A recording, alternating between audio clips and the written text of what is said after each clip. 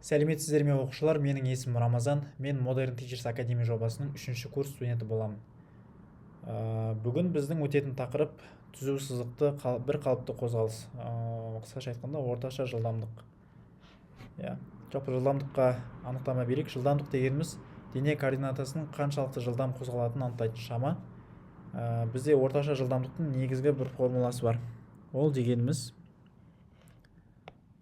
v орташа тең болады интеграл s бөлінген интеграл t. Бұл дегеніміз яғни s1 плюс s2 плюс осылай шексіз кете береді, және t1 плюс t2 осы формула. Жалпы және осы формуладан тағы бір екі формула шығады. Ол дегеніміз арнайы есептерге ғана қолданылады. Мысалға бізге жол беріледі. Соның бірінші жартысын v1, екінші жартысын v2 жылдамдықпен өтсе, біз мына формуланы қолданамыз. Яғни v орташа тең болады бізде 2 көбейтілген v1 көбейтілген v2 бөлінген v1 плюс v2 деген формула қолданылады. Ал егер уақыттың жартысын v1 және v2 жылдамдықпен өтсе, ол дегеніміз былай. Уақыт беріледі, соның бірінші жартысын v1, екінші жартысын v2 жылдамдықпен өтсе, біз мына формуланы қолданады екенбіз. v орташа тең болады v1 плюс v2 бөлінген 2 деген. Қысқаша осы формулаларды өтеміз. Енді өткен формуланы мысалдармен бекітейік. Бірінші есеп: автомобиль жолдағы барлық уақыттың жартысын 100 км/сағат жылдамдықпен, ал екінші жартысын 80 км жылдамдықпен жүріп өтті. Орташа жылдамдығы қандай дейді. Бізде автомобильдің жолдағы барлық уақыттың деп нақты уақытты анықтап кеткен. Сонда біз өткен формуламыз бойынша v орташа тең болады v1 плюс v2 бөлінген 2 деген формуланы қолданамыз. Бізде v1 тең болады 100 км/сағат. v2 тең болады 80 км/сағат.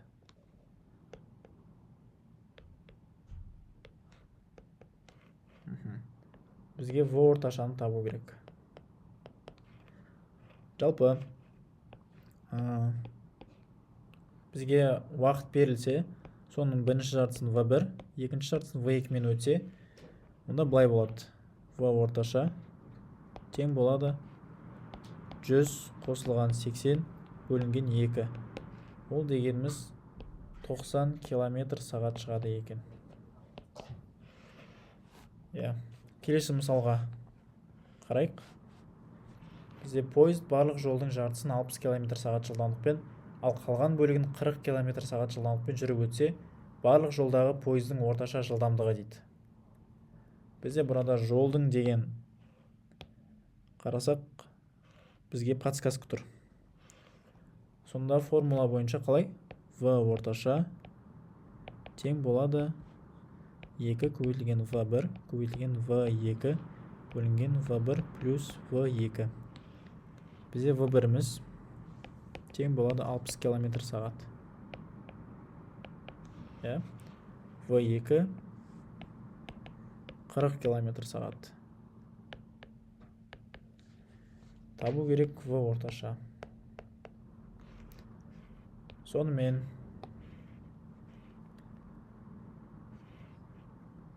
біз v орташа орнына қойған кезде 2 көбейтілген 60 көбейтілген 40 бөлесің 60 қосылған 40-қа тең болады. Ол былай қысқарта салайық. Сонда 12 48 бөлінген 10 болса, бізде орташа жылдамдық 48-ге тең болады екен. 4-8 қысқартқанмен 48 км/сағат болады.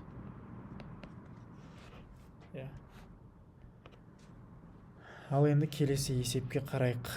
Бізде дене екі қала арасынан 2 сағат жүріп өтеді дейді. Егер алғашқы 45 минутта 20 километр, ал қалған уақытта 100 километр жүрсе, дененің барлық жолдағы орташа жылдамдығы дейді. Бұл бағанағы ең бірінші айтқан негізгі формуланы қолданамыз. Өйткені burada уақытты беріп тұр, жүрген жолды беріп тұр. Сонда бізде Т 2 сағат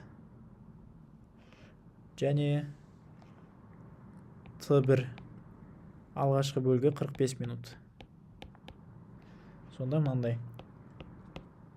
Жалпы 2 сағат болса, соның мынандай 45 минут бөлігін 20 км сағат жылдамдықпен, ал қалған бөлігін 100 км, жоқ, жылдамдықпен емес, burada 20 км қашықтықпен, яғни S, сосын қалған бөлігін 100 км қашықтықты жүріп өтті. 100 км қашықтық дегеніміз сонда 1 сағат 15 минутта жүрген болып тұр. Ол минутпен санағанда 85 минут. Жалпы формуламыз мынандай. В орташа тең болады интеграл S бөлінген интеграл Т тең дейміз да, бізде S1 плюс S2 бөлінген Т1 плюс Т2 бол дегеніміз міне